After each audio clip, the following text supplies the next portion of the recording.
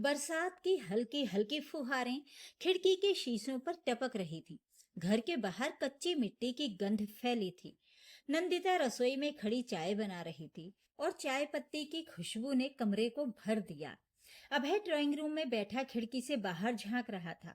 सड़क पर बच्चों का झुंड कागज की नाव बनाकर बहा रहा था।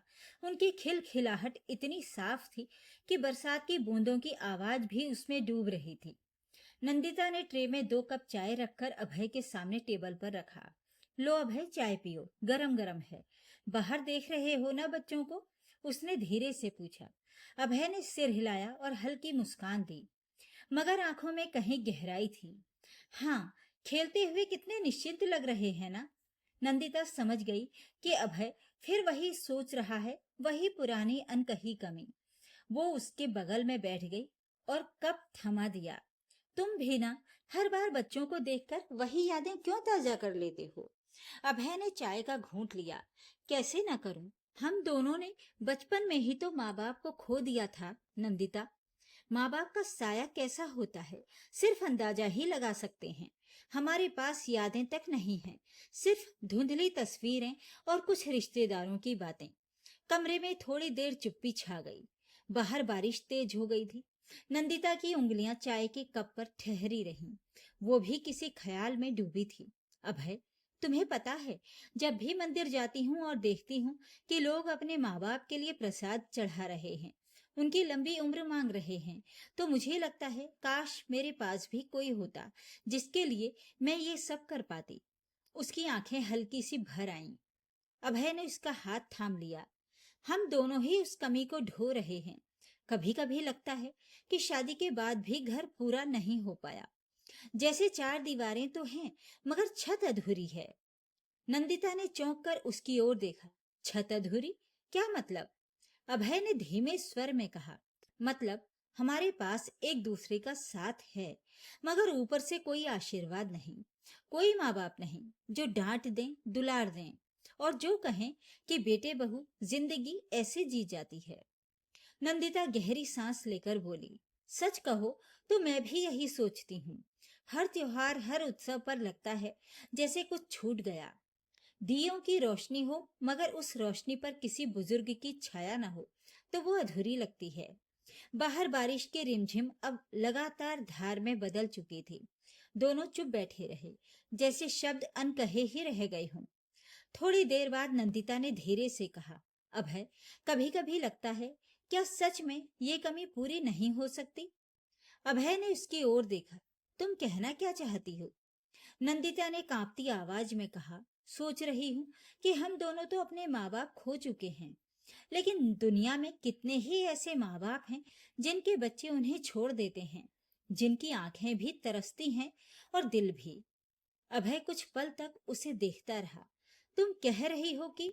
हाँ अभय, नंदिता ने दृढ़ता से कहा। क्या हम ऐसे माँ बाप को अपने जीवन में नहीं ला सकते? क्या हम वृद्धाश्रम जाकर किसी माँ बाप को अपना नहीं सकते? ये वाक्य कमरे की हवा में देर तक गूंजता रहा। अभय का दिमाग जैसे सुन्न पड़ गया। बरसात की बूंदें खिड़की से टकराती रहीं, जैसे वे भी इस नए विचार को सुन रही हों। अभय ने गहरी सांस ली। नंदिता, तुम जानती हो इसका क्या मतलब है? लोग क्या कहेंगे? रिश्तेदार ताने देंगे। अपने खून के माँ बाप नहीं हैं तो पराई कहाँ से ले आए? नंदिता ने बीच में टोका। लोग क्या कहेंगे, ये सोचते सोचते ही तो हम अधूरी जिंदगी जीते रहे हैं। लेकिन अगर हमारे जीवन में सचमुच कोई आशीर्वाद भर सकता है तो वो लोग नहीं, माता पिता होंगे। अभय की आंखों में चमक आ गई। उसने कहा, तुम्हें लगता है ये संभव है? नंदिता ने उसके हाथ को कसकर थामा। हाँ, संभव है। अगर लोग अपने माँ बाप को वृद्धाश्रम में छोड़ सकते हैं तो हम उन्हें अपनाने का साहस क्यों नहीं कर सकते? यही हमारी सबसे बड़ी जीत होगी।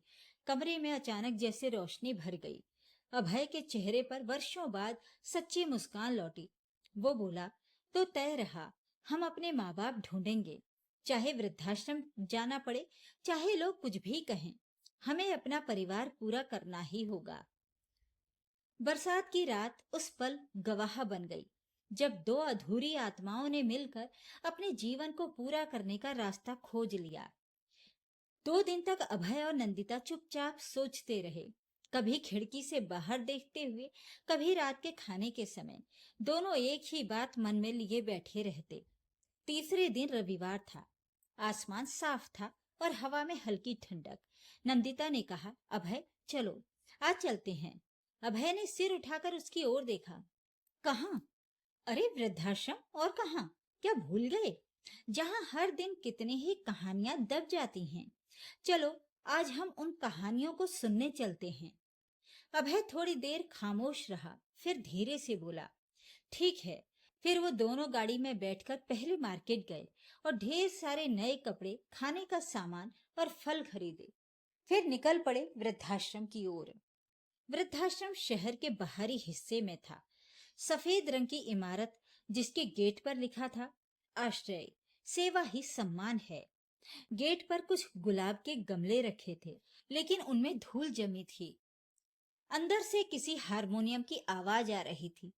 शायद कोई बुजुर्ग भजन गा रहे थे। नंदिता का दिल तेजी से धड़कने लगा। पता नहीं वहां लोग कैसे होंगे, हमसे बात करेंगे या नहीं। अभय ने उसका हाथ थामा। डरो मत, हम अपने मन की खाली जगह भरने आए हैं, किसी से छीनने नहीं। अंदर जाते ही उन्होंने देखा, एक कमरे में 5-6 बुजुर्ग बैठे ताश खेल रहे थे। कुछ औरतें ऊनी स्वेटर बुन रही थीं। कहीं दूर खांसी की आवाज आती रही। रिसेप्शन पर एक मध्यम उम्र का आदमी बैठा था। उसने अभय नंदिता को देखकर पूछा, जी आप? अभय ने संकोच से कहा, हम यहाँ के बारे में जानना चाहते हैं, बुजुर्गों से मिलना चाहते हैं। वो आदमी चौंक गया। अक्सर लोग यहाँ अपने माँ बाप को छोड़ने आते हैं, और आप कह रहे हैं कि मिलना चाहते हैं।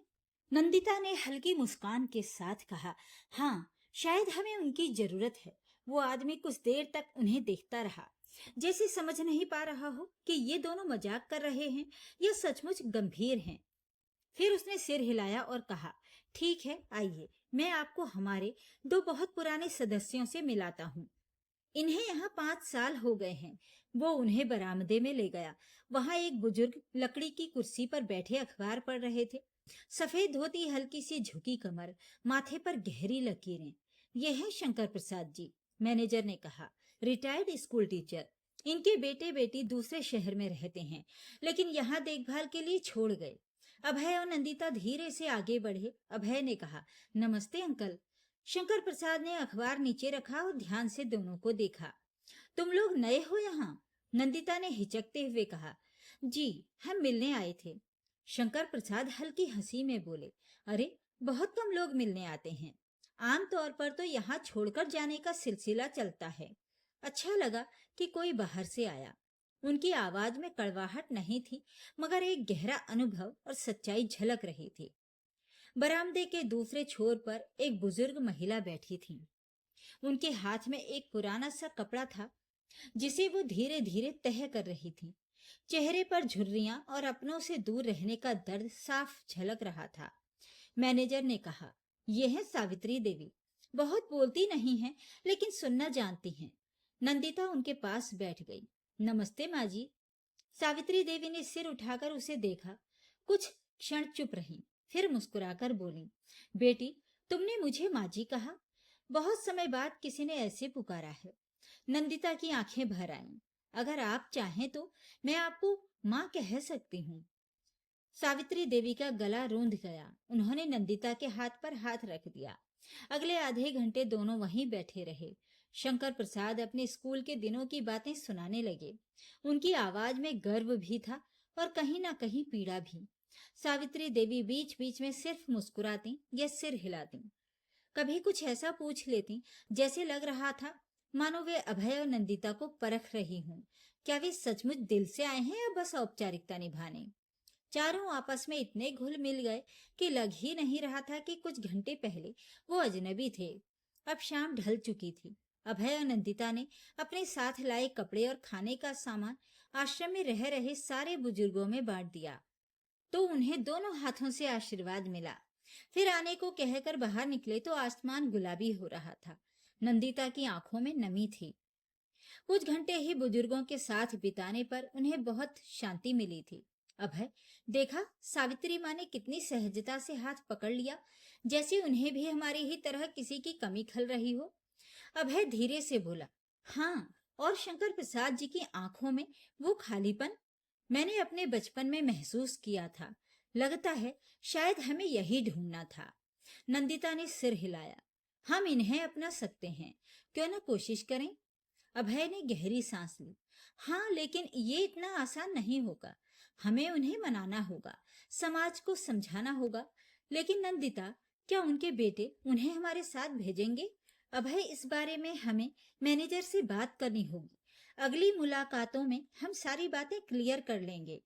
अब लग रहा है कि हम सही रास्ते पर हैं। दोनों ने वृद्धाश्रम की ओर देखा। वो सफेद इमारत आज उन्हें एक घर सी लगी थी, जिसके भीतर अधूरे दिलों के लिए जगह थी। उस रविवार के बाद अभय और नंदिता कई दिनों तक खामोश रहे। बातें तो होती थी, काम की, घर की, रोजमर्रा की, पर दोनों के मन में एक ही सवाल था, क्या हम सच में तैयार हैं किसी और को अपने जीवन में माँ बाप की जगह देने के लिए? गुरुवार की शाम नंदिता ने अचानक कहा, अभय, रविवार को फिर चलें?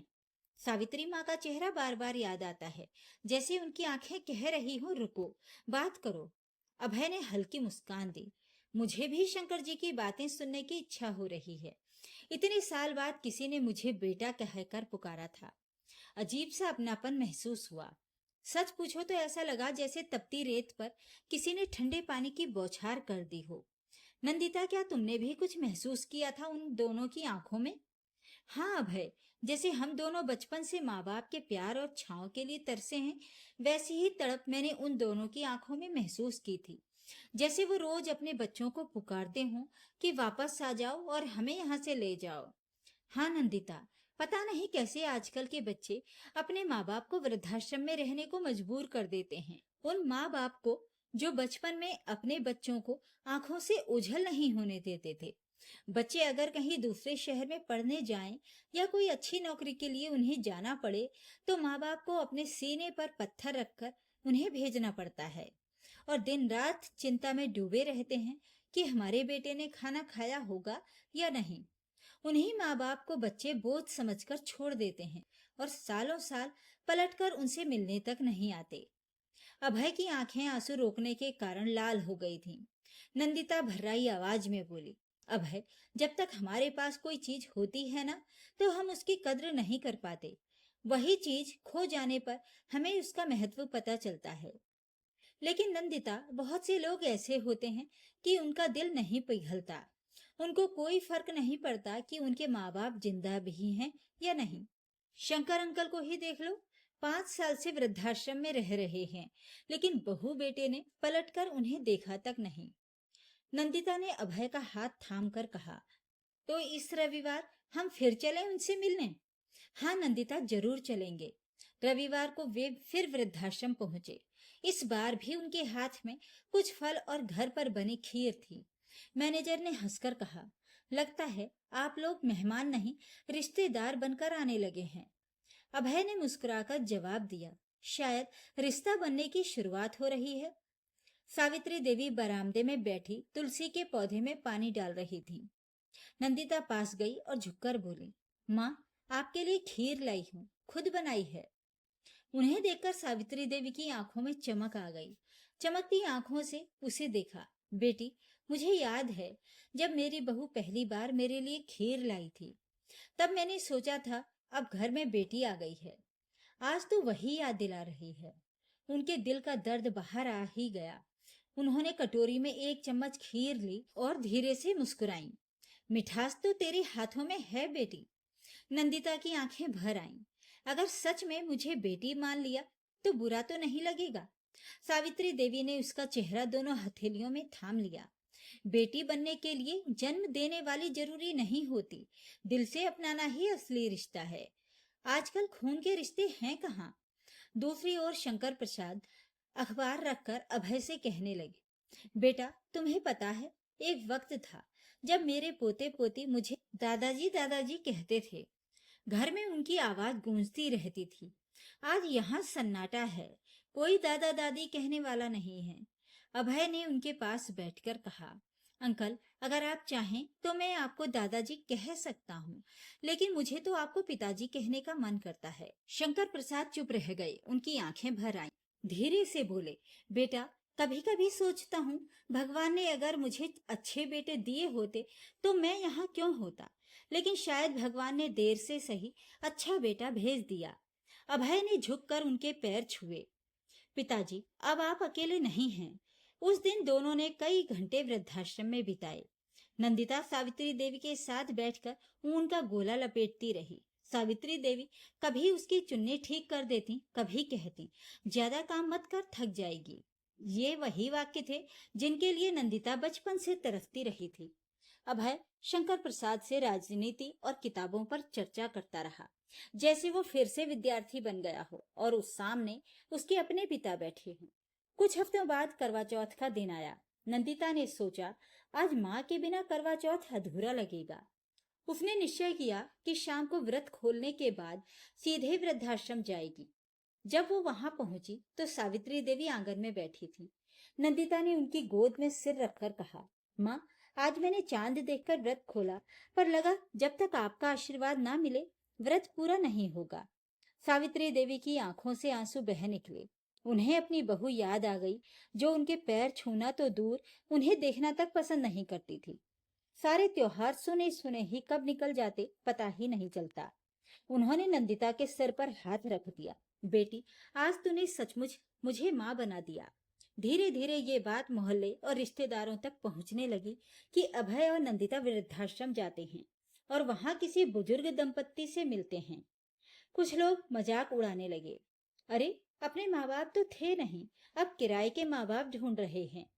लेकिन अभय और नंदिता ने परवाह नहीं की। उस रात जब दोनों घर लौटे तो बरामदे की बत्ती जल रही थी।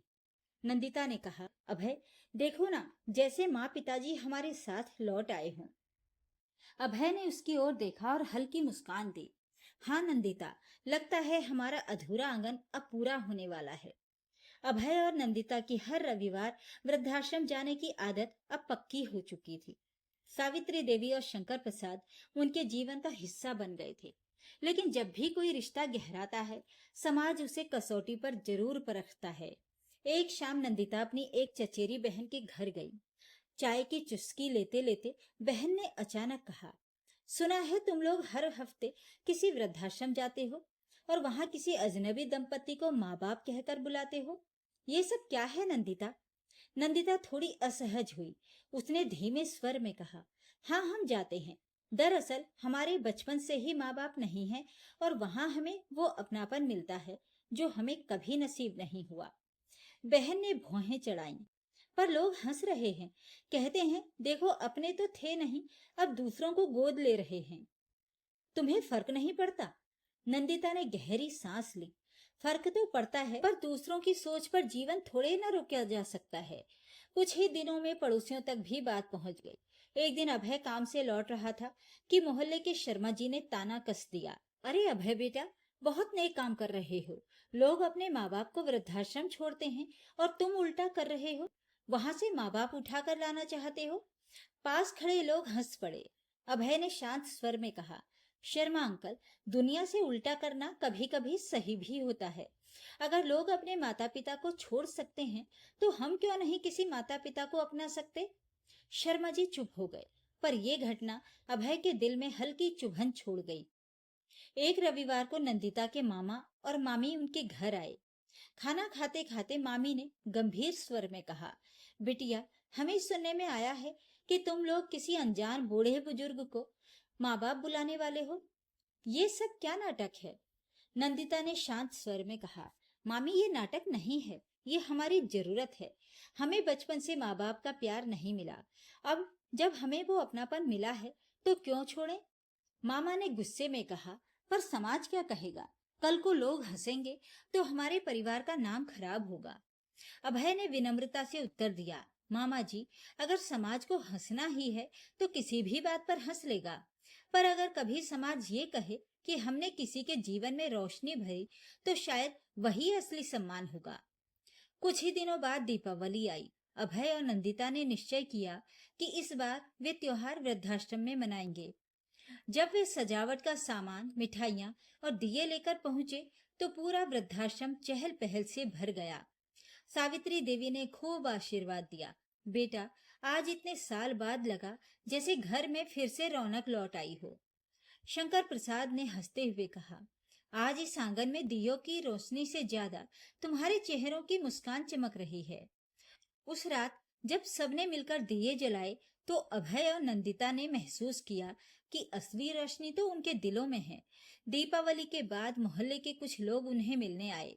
एक पड़ोसी बोला, अभय बेटा, हमने सोचा था तुम पागल हो गए हो, पर जब सुना कि तुमने वृद्धाश्रम में सबके साथ त्योहार मनाया तो लगा शायद तुम सही कर रहे हो।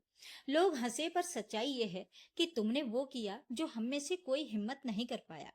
धीरे धीरे ताने कम होने लगे, कुछ लोग खुलकर तारीफ भी करने लगे।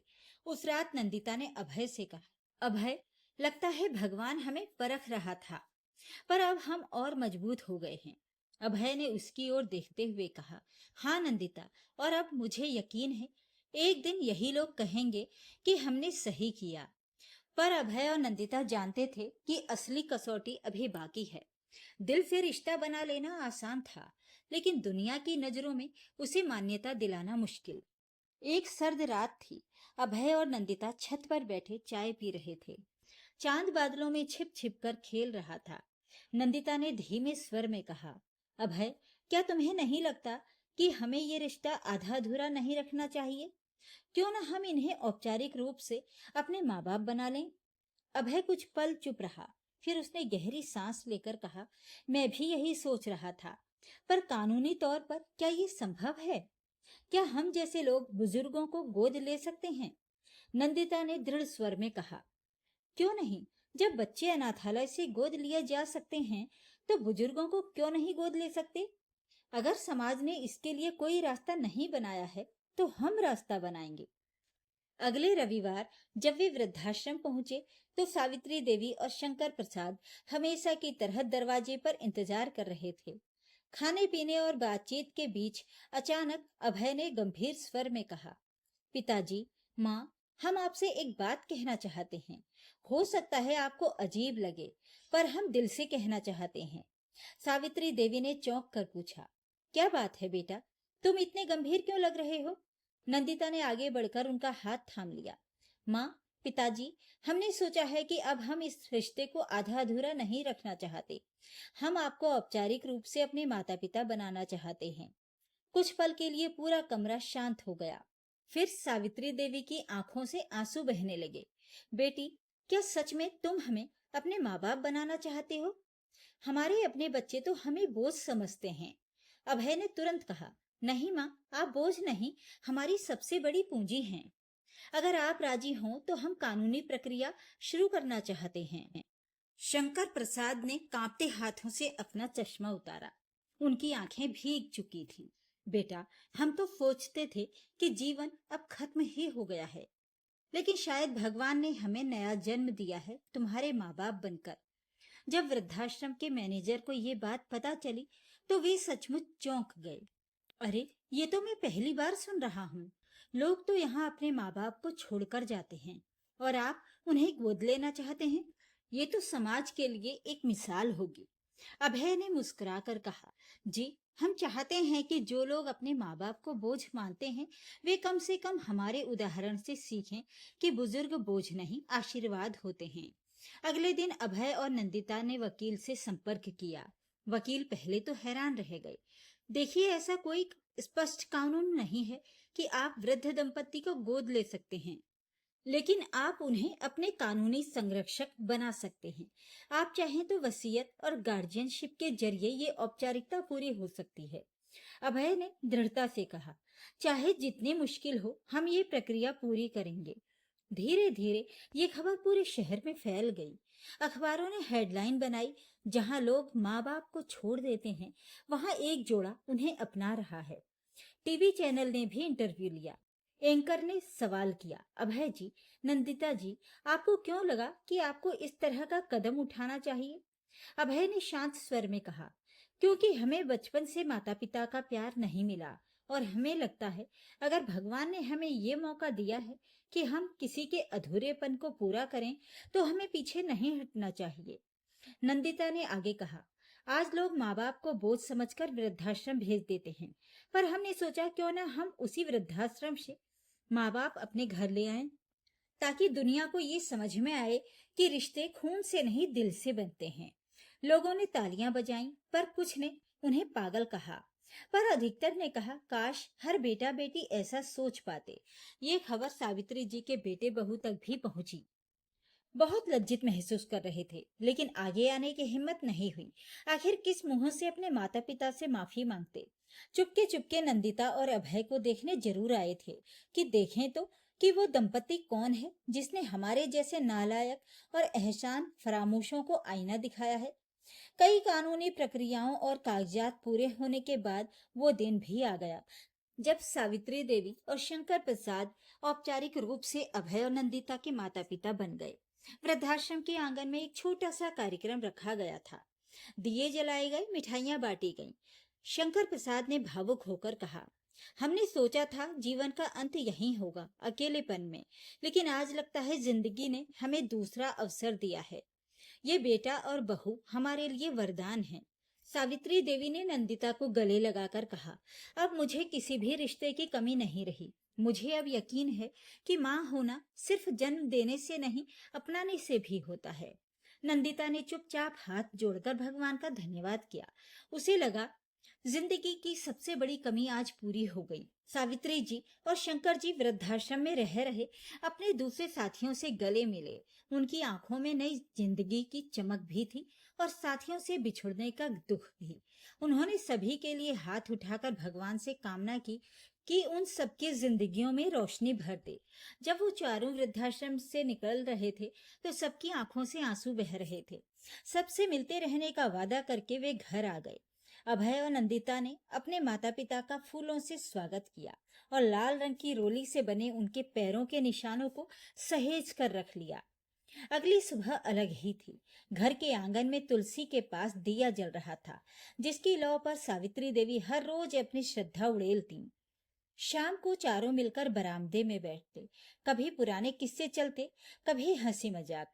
सावित्री देवी अक्सर कहती, अरे टीवी सीरियल क्या देखना, हमारी ही जिंदगी में इतना ड्रामा है, और सब ठहाका लगाते। उस दिन घर सचमुच कई रंगों से भर गया। अभय और नंदिता का घर अब मोहल्ले का केंद्र बन गया था। जहां पहले लोग हंसते थे, अब वहीं लोग बच्चों का हाथ पकड़कर कहते हैं, चलो तुम्हें एक ऐसे परिवार से मिलाते हैं जिन्होंने माँ बाप को सिर्फ अपनाया ही नहीं, उन्हें अपना गर्व बना लिया। अगले ही महीने मोहल्ले में एक नई घटना घटी। शर्मा जी, वही पड़ोसी जो पहले ताना मारते थे, अपनी बूढ़ी माँ को वृद्धाश्रम छोड़ने जा रहे थे। लेकिन जब उनकी माँ ने कहा, बेटा क्या तू भी हमें छोड़ देगा, तो उन्हें अचानक अभय और नंदिता की याद आ गई। उन्होंने तुरंत अपनी गाड़ी मोड़ दी और माँ को वापस घर ले आए। बाद में वे अभय से मिलने आए और बोले, बेटा तुमने हमें आईना दिखाया। अगर तुम अजनबियों को माँ बाप बना सकते हो तो मैं अपनी माँ को क्यों ना रखूं। उस दिन अभय और नंदिता ने महसूस किया कि उनका सपना पूरा हो रहा है। कुछ हफ्तों बाद गांव से कोई पुराना रिश्तेदार मिलने आया। उसने व्यंग्य से कहा, तो अब तुम लोग अजनबियों को माँ बाप कहते हो, लेकिन याद रखना खून का रिश्ता ही असली होता है। सावित्री देवी ने शांत लेकिन दृढ़ स्वर में जवाब दिया, खून का रिश्ता तो हमारे बच्चों के साथ भी था, लेकिन जब उन्होंने हमें छोड़ दिया तब खून का रिश्ता कहाँ चला गया था। दिल का रिश्ता ही है जिसने हमें जीने का कारण दिया। रिश्तेदार अवाक रह गया। कुछ महीनों बाद अभय और नंदिता के घर किलकारियां गूंज उठी। उनके यहाँ एक बेटी का जन्म हुआ। नंदिता ने जब नवजात को सावित्री देवी की गोद में रखा तो माँ की आंखों से झरझर आंसू बहने लगे। बेटी, ये तो मेरा पुनर्जन्म है। अब मैं उसे पालते हुए अपनी अधूरी ममता पूरी करूंगी। शंकर प्रसाद ने भी बच्ची को गोद में उठाया और बोले, यही तो असली सुख है। दोस्तों, अभय और नंदिता का ये प्रयास आपको कैसा लगा? क्या उन्होंने बुजुर्ग दंपति को अपनाकर ठीक किया? इस बारे में अपने विचार कमेंट बॉक्स में जरूर लिखें। अगर कहानी पसंद आई हो तो वीडियो को लाइक करें, शेयर करें और चैनल को सब्सक्राइब जरूर कर लें, ताकि आपको रोज ऐसी ही दिल को छू लेने वाली कहानियां सुनने को मिलती रहें। तो फिर मिलते हैं एक और कहानी के साथ। नमस्कार।